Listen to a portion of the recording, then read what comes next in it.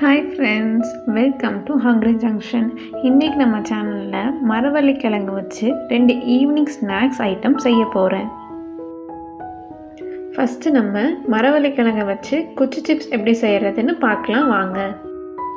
கிழங்கோட தோலை நம்ம தோல் சீவிர பீலர் வச்சு கூட சீவி எடுத்துக்கலாம். அப்படி இல்லைன்னா இந்த மாதிரி கத்தியில் அங்கங்கே கொஞ்சம் கோடு போட்டுக்கோங்க. நான் கொஞ்சம் இடம் விட்டு ஒரு 4 இடத்துல இந்த மாதிரி கத்தியில் கோடு போட்டுக்கிறேன். கத்தியால் நம்ம கோடு போட்ட இடத்துல லைட்டாக இந்த மாதிரி செஞ்சுக்கோங்க. இப்படி செய்கிறப்ப நம்ம தோலை ஈஸியாக உரிச்சு எடுத்துடலாம்.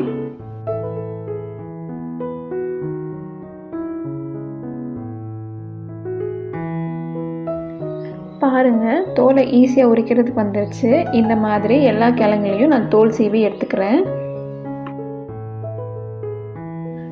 கிழங்குல தோலெல்லாம் உரித்ததும் ஒரு பாத்திரத்தில் தண்ணி வச்சு அந்த பாத்திரத்தில் நீங்கள் உரித்த கிழங்க போட்டுக்கோங்க. சிப்ஸு செய்கிறதுக்கு இப்போ நம்ம கிழங்க கட் பண்ணிக்கலாம்.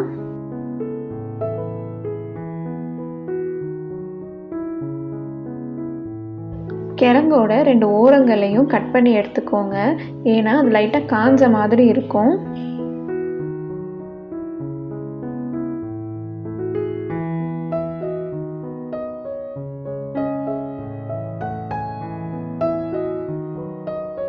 கட் பண்ணுறதுக்கு ஈஸியாக இருக்கிறதுக்காக நான் கிழங்க சென்டராக கட் பண்ணி 2 பீஸாக ஃபஸ்ட்டு எடுத்துக்க போகிறேன்.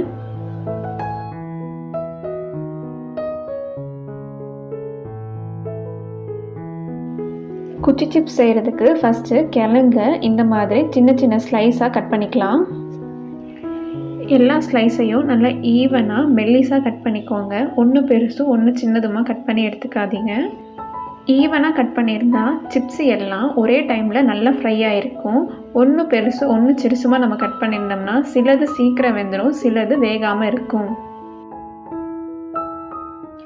இப்போ நான் கட் பண்ணியிருக்கிற ஸ்லைஸில் ஒரு ஸ்லைஸ் எடுத்து எந்த பக்கம் நீளமாக இருக்கோ அந்த பக்கம் சின்ன சின்னதாக நல்லா குச்சி மாதிரி கட் பண்ணி எடுத்துக்க போகிறேன். நல்லா மெல்லிஸாக ஈவனாக கட் பண்ணி எடுத்துக்கோங்க. அப்போ தான் இந்த சிப்ஸை ஃப்ரை பண்ணி எடுக்கிறதுக்கு ஈஸியாக இருக்கும்.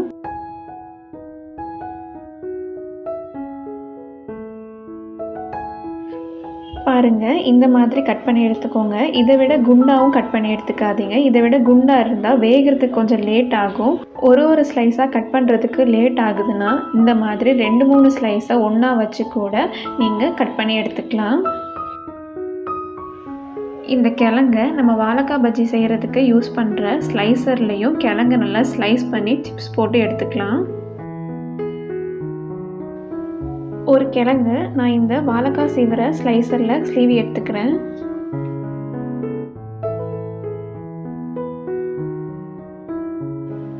ஒரு கடாயில் சிப்ஸ் பொரிக்கிறதுக்கு தேவையான அளவு எண்ணெய் ஊற்றிக்கிறேன். எண்ணெய் நல்லா காயட்டும். எண்ணெய் நல்லா காஞ்சிருச்சான்னு பார்க்குறதுக்கு ஒரே ஒரு கிழங்கு பீஸை நான் உள்ளே போட்டுக்கிறேன். பாருங்கள், நான் போட்ட கிழங்கு பீஸ் மெதுவாக எழுந்திரிச்சு மேலே மிதந்து வருது. இந்த மாதிரி வந்துச்சுன்னா நம்ம எண்ணெய் சூடாயிடுச்சுன்னு அர்த்தம். இதை நான் வெளியே எடுத்துடுறேன், இல்லைனா இது மற்ற சிப்ஸ் பொரியும் போது இது கரிஞ்சிடும். குச்சி மாதிரி நம்ம கட் பண்ண கிழங்கு எல்லாத்தையும் நான் கொஞ்சம் கொஞ்சமாக எண்ணெயில் சேர்த்துக்கிறேன். கிழங்க எண்ணெயில் சேர்க்குறப்ப நல்லா உதிரியாக விழுற மாதிரி போடுங்க. எண்ணெய் காஞ்சதும் அடுப்பை மீடியம் ஃப்ளேமில் வச்சுட்டு நம்ம கிழங்கு சேர்த்துக்கலாம். ஃபுல் ஃப்ளேமில் வச்சு நம்ம சிப்ஸை பொரிச்சோம்னா பார்க்குறதுக்கு சிப்ஸு சீக்கிரம் ரெடியான மாதிரி இருக்கும், ஆனால் நல்லா வெந்திருக்காது. கிழங்கு எல்லாத்தையும் சேர்த்துட்டு லைட்டாக ஒரு கரண்டியை வச்சு கொஞ்சமாக தள்ளி விடுங்க.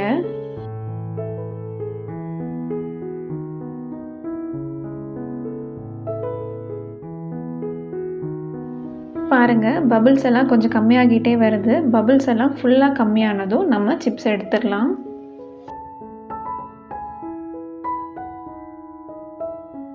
இப்போ பபிள்ஸ் எல்லாம் ஃபுல்லாக கம்மியாகிடுச்சு. சிப்ஸ் கலரும் நல்லா மாறி இருக்குது. இப்போ நம்ம சிப்ஸ் எல்லாத்தையும் எடுத்துடலாம்.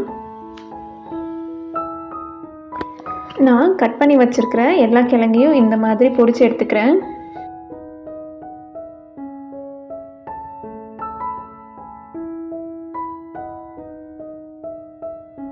இப்போ நான் ஸ்லைசரில் சீவன கிழங்க எண்ணெயில் போட்டு பொரிச்சு எடுத்துக்கிறேன்.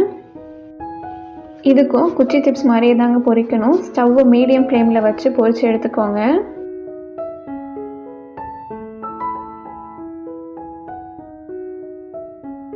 சீவின கிழங்கு எல்லாத்தையும் சேர்த்துட்டு ஒரு கரண்டியால் லைட்டாக தள்ளி விட்டுக்கோங்க. குச்சி சிப்ஸை விட இந்த மாதிரி ஸ்லைசரில் சீவி செய்கிற சிப்ஸு சீக்கிரம் வெந்துடுங்க. இந்த சிப்ஸுக்கு ஓரங்கள்லாம் லைட்டாக கலர் மாறி வரப்போ நம்ம எடுத்துடலாம்.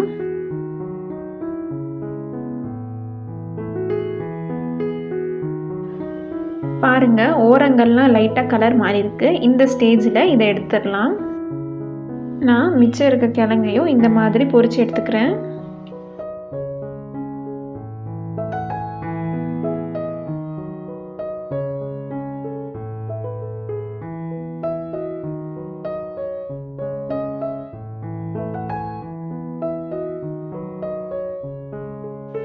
சிப்ஸ் எல்லாத்தையும் பொரிச்சு முடிச்சாச்சுன்னா ஸ்டவ் ஆஃப் பண்ணிவிடுங்க. ஸ்டவ் ஆஃப் பண்ணிவிட்டு நான் கொஞ்சம் கருவேப்பிலையை பொரித்து எடுத்துக்கிறேன். கருவேப்பிலை லைட்டாக பொரிஞ்சால் போதும். எண்ணெய் சூடு ஆறுறதுக்குள்ளே கருவேப்பிலையை பொரித்து எடுத்துக்கோங்க. ஒரு கிண்ணத்தில் 1 ஸ்பூன் மிளகாத்தூளும் 1 ஸ்பூன் உப்பும் எடுத்து எல்லாத்தையும் நல்லா கலந்து விட்டுக்கிறேன்.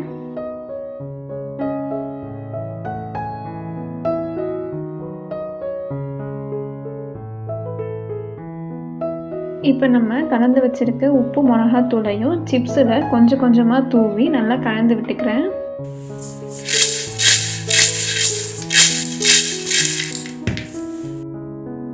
இப்போ கொஞ்சம் மிளகாத்தூளையும் உப்பும் சேர்த்து மறுபடியும் நல்லா கலந்து விட்டுக்கிறேன்.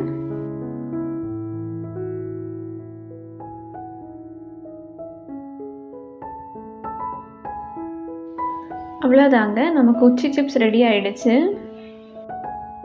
இந்த சிப்ஸுக்கும் அதே மாதிரி கொஞ்சம் மிளகாத்தூளையும் உப்பும் கலந்து கொஞ்சம் கொஞ்சமாக சேர்த்து நல்லா கலந்து விட்டுக்க போகிறேன்.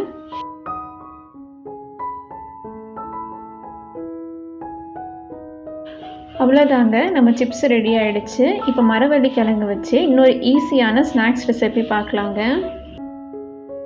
இந்த டிஷ் செய்கிறதுக்கு நான் கிழங்க சின்ன சின்ன க்யூப்ஸாக ஈவனாக வெட்டி எடுத்துக்கிறேன்.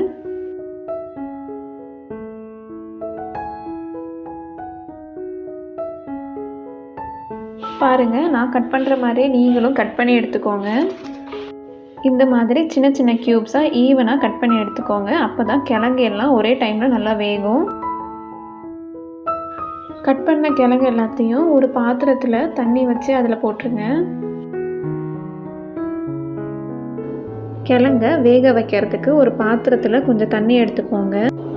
இப்போ கட் பண்ணி வச்சுருக்க கிழங்கு எல்லாத்தையும் அதில் சேர்த்துக்கலாம். இந்த கிழங்க நம்ம குக்கர்லேயும் வேக வச்சு எடுத்துக்கலாம். குக்கரில் வேக வச்சிங்கன்னா நீங்கள் 2 விசில் விட்டால் போதும். நிறைய விசில் விட்டால் கிழங்கு குழஞ்சிரும். எல்லா கிழங்கும் முங்குற அளவுக்கு நான் தண்ணி சேர்த்துருக்கேன். அதிகமாக தண்ணி சேர்த்துக்க தேவையில்லை. இப்போ நான் தட்டு போட்டு வேக வச்சுக்க போகிறேன். லைட்டாக கொதி வரட்டும். இப்போ ஒரு 3 நிமிஷம் ஆகியிருக்கு. இப்போ நான் கிழங்கு எல்லாத்தையும் லைட்டாக கிளறி விட்டுக்கிறேன். மறுபடியும் நான் தட்டு போட்டு மூடி கிழங்கு கொஞ்சம் நேரம் வேக வச்சுக்கிறேன். கிழங்கு வெந்துருச்சான்னு பார்க்குறதுக்கு ஒரு ஸ்பூன் எடுத்து கிழங்குல குத்தி பாருங்கள். ஸ்பூனில் கிழங்கு வந்துச்சுன்னா கிழங்கு வெந்துருச்சுன்னு அர்த்தம். கிழங்க தாளிக்கிறதுக்கு கொஞ்சம் தேங்காவையும் 3 மிளகா வத்தலையும் லைட்டாக கொரன்னு அரைச்சி எடுத்துக்கிறேன். இப்போ ஒரு கடாயில் 2 ஸ்பூன் எண்ணெய் சேர்த்துக்கிறேன். எண்ணெய் காஞ்சதும் கொஞ்சம் கடுகு சேர்த்துக்கிறேன். கடுகு கூடவே 1 ஸ்பூன் உளுந்து பருப்பை சேர்த்துக்கிறேன். கடுகு பொரிஞ்சதும் 1/2 ஸ்பூன் ஜீரகம் சேர்த்துக்கிறேன். ஒரு மிளகா வத்தலை சின்ன சின்னதாக கட் பண்ணி சேர்த்துக்கிறேன். கொஞ்சம் கருவேப்பிலையும் சேர்த்துக்கிறேன். எல்லாம் நல்லா பொரிஞ்சதும் ஒரு பெரிய வெங்காயத்தை சின்ன சின்னதாக கட் பண்ணி சேர்த்துக்கிறேன். வெங்காயம் பொன்னிறமாக வர்ற வரைக்கும் வதக்கிக்கோங்க. வெங்காயம் வதங்கினதும் அடுப்பை மீடியம் ஃப்ளேமில் வச்சுட்டு நம்ம அரைச்ச தேங்காவை சேர்த்துக்கலாம். தேங்காவை லைட்டாக வதக்கிக்கோங்க. இப்போ நம்ம வேக வச்சு எடுத்த கிழங்கு எல்லாத்தையும் சேர்த்துக்கலாம்.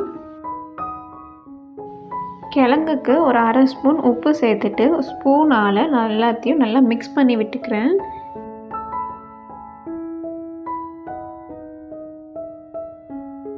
அவ்வளோதாங்க, நம்ம ஸ்நாக்ஸ் ரெடி ஆகிடுச்சு. இந்த டிஷ் உங்களுக்கு பிடிச்சிருந்துச்சுன்னா ஹங்க்ரி ஜங்ஷனுக்கு லைக் பண்ணுங்கள், ஷேர் பண்ணுங்கள், கமெண்ட் பண்ணுங்கள், மறக்காமல் சப்ஸ்கிரைப் பண்ணுங்கள்.